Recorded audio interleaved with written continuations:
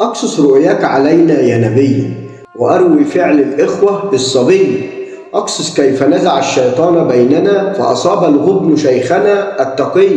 وأروي السر الذي مزق وحدة أخوتنا، إذ وسوس الكيد في الصدر الأبي.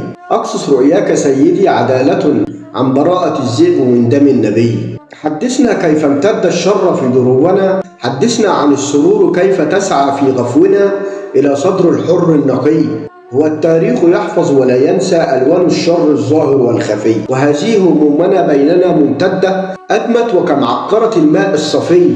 وسوس إبليس صدور إخوة وتابوا، فهل اتعظ فينا أخ نجي؟ هل تصون إخوتنا فينا ونرعى ونسعى إلى صنع الأخ الرضي؟ هل تجمعنا قضيتنا؟ هل تصفو همتنا؟ هل يتوب الأخ العصي؟